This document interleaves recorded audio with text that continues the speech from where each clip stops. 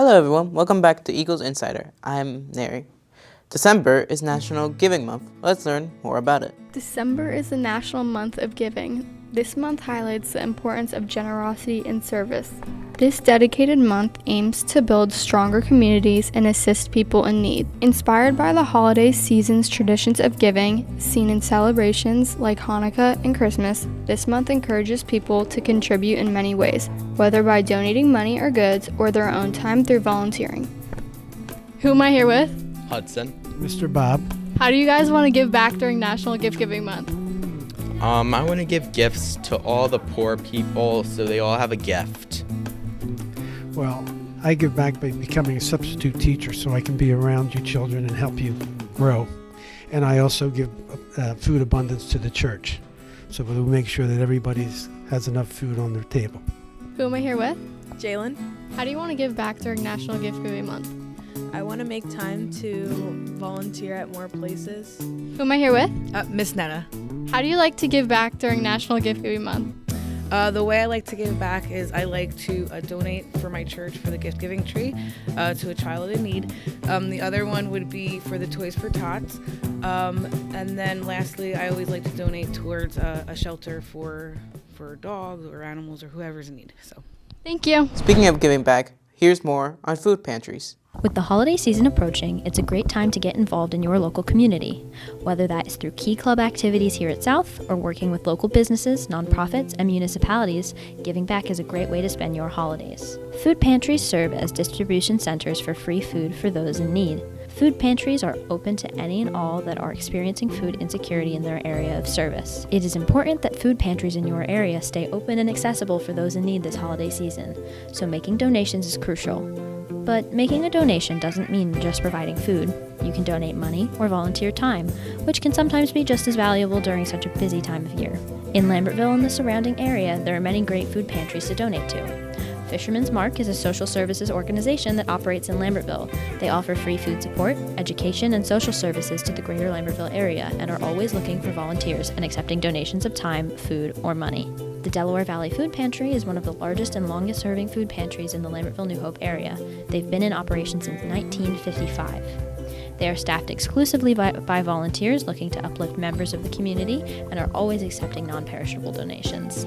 The Trenton Area Soup Kitchen offers free meals 6 days a week and over 50 community meal sites in the surrounding area. They provide not only meal services, but adult education, job search aid, arts programs, case management, and more. They are always accepting new volunteers. Our next segment features Mrs. Stockhaus and her film class. What made you want to teach this class this year? I have always been a fan of movies. I started watching movies in depth when I was in high school, and I got really into it during the pandemic. In 2020 to 2021, my husband and I watched 250 movies that year, which is so nerdy. And when I student taught here at South, I actually was in Mr. Peterson's Film is Lit class. I always wanted to bring that back, and so I'm so excited this year we can. What is your favorite thing about teaching us film?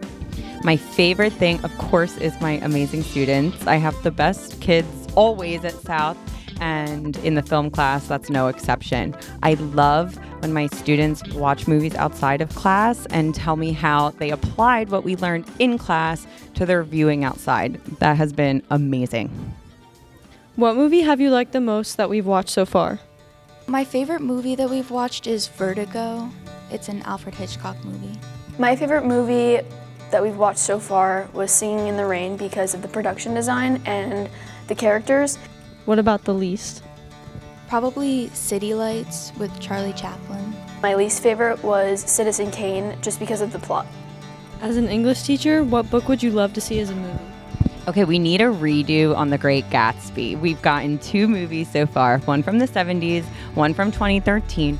Neither did it justice. I'm so sorry. I love Leo, but no. So we need a new Great Gatsby movie that captures the beautiful prose of F. Scott Fitzgerald's original novel. What movie has stayed true to its original book? One movie I really love that I think stays pretty true to the spirit of the novel is the 2005 adaptation of Pride and Prejudice. I think that the score is exactly what I would picture in my head while reading Jane Austen's book, and the performances are amazing. Matthew McFadden is definitely my Darcy. What movie or book, in your personal opinion, do you think is severely underrated? This one's really hard. Can I just say what my favorite movie is? Okay, I'm seen as this like big cinephile person. Oh my gosh, watches fancy movies. And I do. But the best movie ever made is School of Rock. Okay? It's School of Rock. And I don't care what anybody says. I love it. I love Jack Black. The movie is just a good time. It's warm-hearted, and it has some really great themes in it as well. And great songs, too. Our next segment is on old hairstyles. The 80s were a unique era of hairstyles.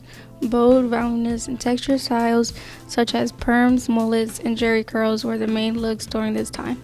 Key looks for both men and women included big teased hair, high ponytails, and crimped waves, often achieved with mousse and a generous amount of hairspray. Most of these looks were influenced by pop culture, music, and TV shows. Now let's see what hairstyles others would have done at this time. What is your name? Hi, I'm Mr. Hall. And what hairstyle would you do in the 80s? A mullet, where you have very long hair in the back and kind of high hair on the top. And why was that your favorite? It was very popular back then, and I think it's starting to trend back to be popular again today. What is your name? Jalen. And what hairstyle would you do if you lived in the 80s? If I lived in the 80s, I would do a voluminous ponytail. And why? Because I think it looks good and my mom does it sometimes. Now here's a look back at the Hess truck. For this segment, we're going to be talking about the Hess truck. As a kid, I remember I used to play with the Hess truck all the time, specifically the one that carried the plane. Leon Hess made it in 1964 in hopes to support his customers. The Hess truck's back and it's better than ever. The Hess truck is here. The Hess truck's here. Hello, what is your name? My name is Quinn. My name is Nick. Mr. Hall. Have you ever had a Hess truck before? Yes, I've had a lot. I've had many. I did used to get Hess trucks at Christmas many years ago. Which one specifically? My favorite one was the helicopter. I had the helicopter. I had the one where you could like lay out the back and then you could put a car in it. I think they were the oil tankers. All right, what age round did you have that one? Maybe like 8 or 9. Age when I got them, probably like pre-teen.